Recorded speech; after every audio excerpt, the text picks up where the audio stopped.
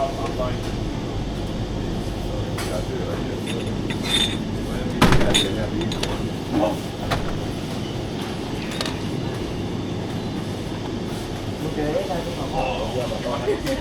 I'm guessing that's the ratons. You can only say no or yes. They could say anything to me and I would be like, that's what they used to go. They used to go in South America. They used to go, thank you. They used to go like a JP Puto and they used to sing with it. No, yeah, basically they were going like that, and they were all laughing. There were three big fat guys, and they played their instruments on the.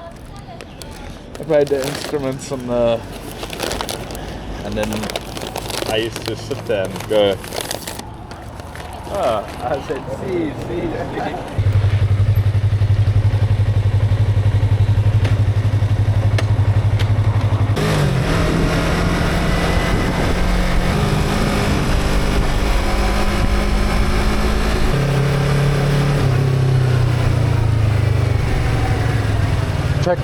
Okay, mud crabs.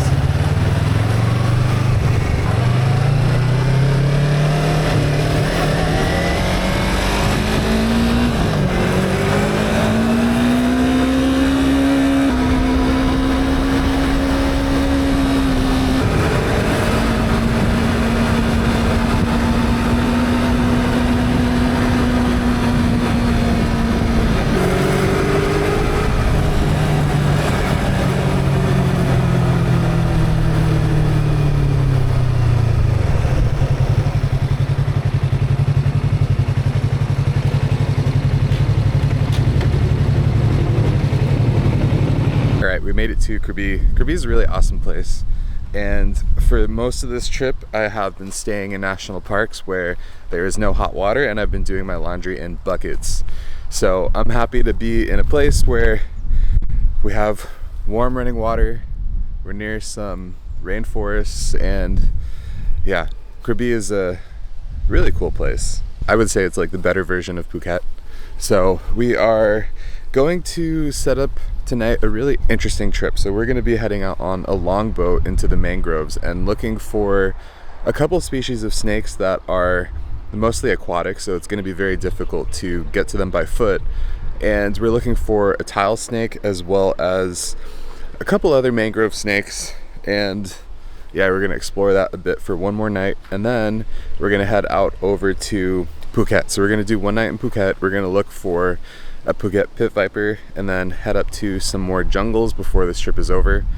So far we've probably caught maybe 20 species since I've gotten here, and the group has gotten a total of 60 species, so it's been pretty successful. And we still have some kraits that we're looking for, and we're looking for a monocle cobra, which hopefully we'll find in a place like this. But yeah, it's been a pretty awesome adventure so far, and still on the hunt for a red-headed krait. This snake has really eluded us, and I think we'll find it.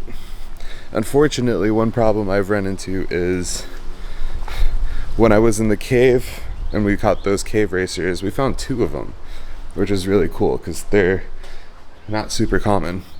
But I fell hard. I fell really hard in this cave, and I woke up the next day with a really sore knee, and now I'm limping. So these hikes are going to be interesting. My knee is actually really sore right now. I'm not sure what to do. Yeah, I'm going to keep walking on it, keep it moving, but it hurts really bad right now. But anyways, stay tuned. This is going to be a cool bit of the video. The environment's going to change, and hopefully our species are going to keep going up. I'll show a little bit more of Krabi. This is one of my favorite places in Thailand, so it is nice. And then on Tuesday, in a few more days, it's going to rain, and that usually brings out a nice flush of snakes. So I am excited for that because it's been dry and we've only been finding around 10 snakes per day. Some days 8 snakes, which here in Thailand is, we could do better than that. And it's really dependent on the rain. So we're hoping, praying for some rain. Once we get it, things should really change and flush out some kraits. We have not seen any kraits, and that is really sad. So Stay tuned. This is going to be a good last bit of our trip. How's it going, man? Oh, you do. Not too bad. How are you? You do pretty good. Good? Yeah. Very good. Very good. Hello. Want some food in there, yeah? Yeah. Nate, I'm pretty sure someone would help you. Because like I said, tourists don't go, do you know where snakes are? We ended up staying in northern Krabi at a farm stay. I've never actually been to a farm stay before where you have a hostel and a farm back to back. But it turned out to be a really interesting experience because the chickens turned out to be really good alarm clocks and the food turned out to be pretty amazing.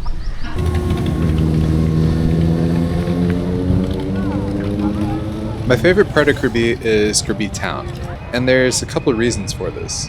So first, Krabi town has an awesome night market where they serve some real Thai food, and it's well out of the tourist area so it doesn't get too busy. I think I must have hurt my knee falling yesterday because it's very sore. It did go down quite hard. Yeah.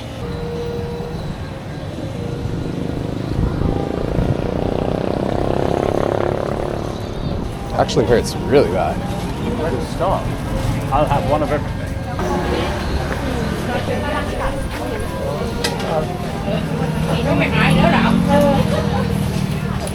I remember getting snake fruit from this stand. Oh, that's that durian smell.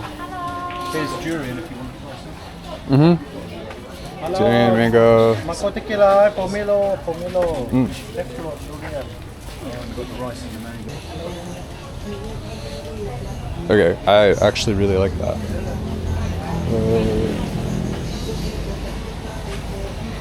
Sorry, cop. Let's see. Nung.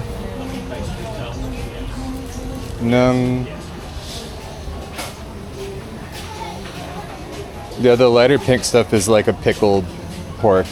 Right. Nung.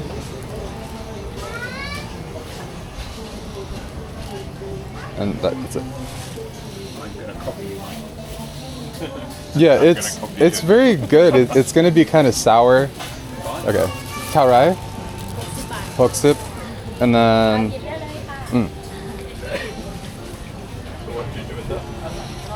you like bite it with the sausage. Krabi town is also home to a very large mangrove system, which is essentially a forest of tropical trees that are regularly flooded with the tides. So during high tide, the roots are completely covered with water, and in low tide, it is all mud and completely dry. These form great habitats for all sorts of wildlife, and our goal was to find a boat that would be willing to take us up to some of the deeper mangroves in the middle of the night for a chance at the tile snake, as well as a variety of different kraits, and ideally, a red-headed krait. Chorus. Get in there, Michael. I can't get a photo.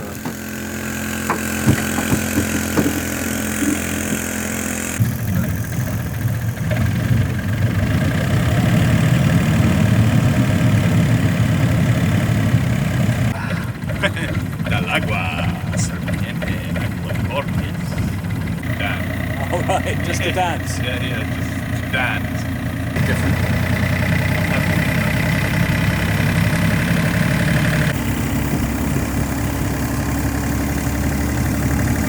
Once the sun set, our driver took us up to some of the deeper mangroves that were impossible to reach on foot. There were no trails or roads that led to some of these places, so most of the habitat was relatively undisturbed.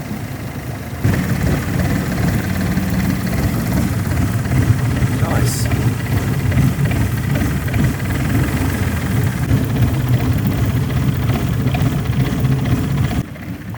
The driver navigated through this mangrove system quite easily and showed us some spots where he's observed some mangrove pit vipers and water snakes in the past. He said he was certain we'd at least find some snakes. He's seen some of the mangrove cat snakes here as well, but when we tried to show him some pictures of the different species of kraits, he wasn't sure if he'd seen one in the past. Within 30 minutes, we were able to find our very first snake of the night, It's definitely hunting. a dog-faced water snake. The snake was actively hunting a small school of fish in the shallows. And I actually caught it on camera catching one of these fish. I'm pretty stoked at this shot. I did not think I would see this in person.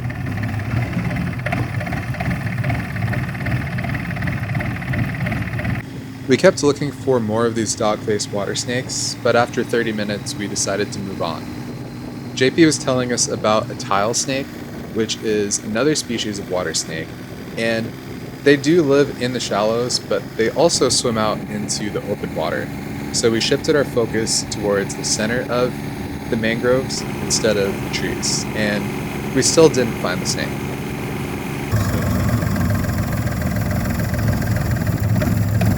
We headed back towards the shoreline looking for some more of the kraits, mangrove pit vipers, cat snakes, and dog-faced water snakes. This is when things got interesting.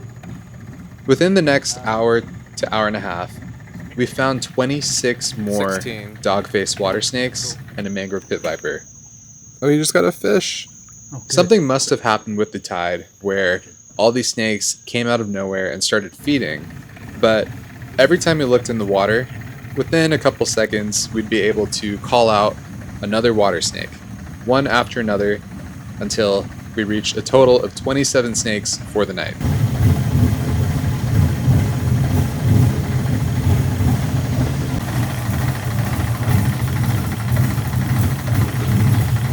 We found our last water snake in a small channel of mangroves, and it was close enough to the boat for us to reach over and grab it and bring it on board. Catch it. We have never had one within hand. I'll do it. Come to Papa. I hate you. Oh shit. That's a big one. That's just like that other one we saw curled up there. Oh, good work.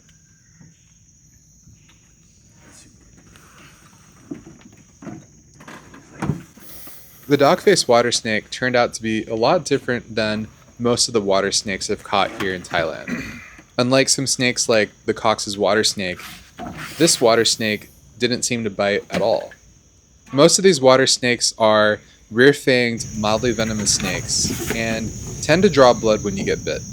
While this snake was actually a lot of fun to handle, it was curious and slow, but it didn't want to bite. And just like other water snakes and mud snakes we've caught on this trip, the positioning of the eyes close to the top of the head is just a nice adaptation for the snake to help them stay in an aquatic environment and find their prey a lot easier. You got the magic touch done.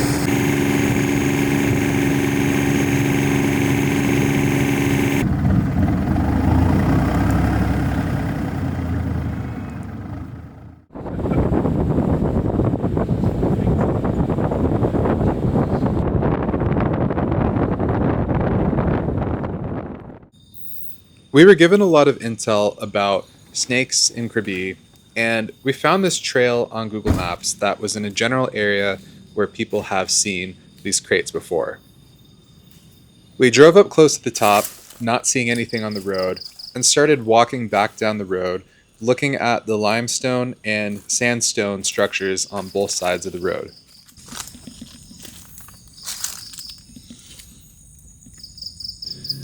Even though these don't look like much, this is actually a great habitat to search at night. We often find scorpions, tarantulas, sleeping lizards, and a variety of different snakes that feed on the small prey along these walls. I even found a pretty neat lightning bug. It didn't take long before Jesse was able to pull out a common wolf snake from one of these walls. Even though it has common in its name, these snakes actually seem pretty rare. Nice. Capucina. Yeah. Fun boy. That's a strong musk. Yes. Yeah, it is pretty. And this is the common wolf snake? Yeah, Selachidon capucinus. This is the one that I was looking for. Yeah. No, it's just the bridal snake. Did Jesse find that? Just so happy. Good work. That thing's actually really sick. It is, Well, Jesse? Oh shit, that was bad. Yes. You got an attitude. Unless you get your film and then I'll get it there. He's not going to want to hold this unless we calm it down. Yeah. Look, I've never seen a wolf snake just sit in a strike position like this. Don't tell him. I also caught a bullfrog. These in Thailand are called ung ang and usually come out when it rains. They're pretty neat frogs. They puff up and start croaking when you hold them, but this guy was a lot more chilled out and easier to handle. Oh, let's be. We also came across this oriental whip snake. In situ, it looked like he was actively hunting, probably looking for some geckos or frogs or other small prey. Yeah, that tail. Yeah, it's a really nice tail. Beautiful. It started to make sense why the snake was out in the middle of the night, because we started seeing a lot of these geckos rummaging through the leaf litter, and this is the perfect prey for a whip snake. You think you'd go into defensive?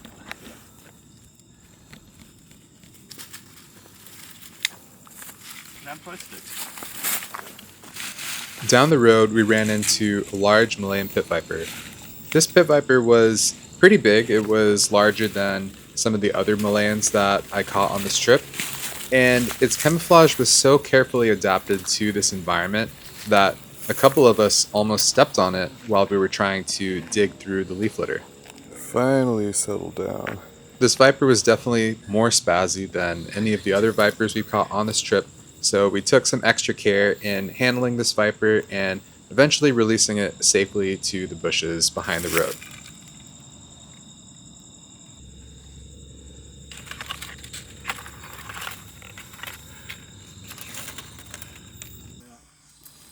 Near the Malayan pit viper, we found a Laotian wolf snake.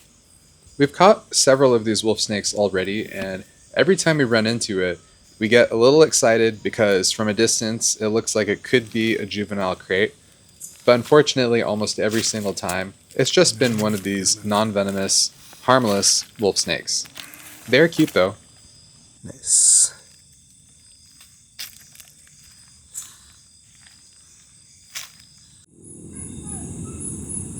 If I told you that perhaps the most dangerous animal in this forest is not a snake, let me introduce to you the slow loris. So this is essentially a primate, a monkey, without a tail that produces venom in its elbows and injects it into your skin using grooved fangs in its mouth. And the venom can potentially lead to a severe anaphylactic shock, a shock strong enough to kill a human adult. That's what you're looking at, this little bear climbing a tree with these wide open eyes. This cute thing is actually lethal. Yeah. Oh, you're so sweet. You're adorable. Oh, you don't have an eye. We finished off the night without finding any more snakes, but we did find a couple really neat arachnids. The first one I found was some form of forest tarantula. I initially thought this was a black tarantula, however, the fur on its abdomen was almost a bluish white tint, which is not normal with the forest tarantulas I'm used to. So I'm going to figure out what type of tarantula this is and link it in the video. I also found one of these larger forest scorpions hiding in a rock, and this is by far the largest scorpion I've ever run into in the wild.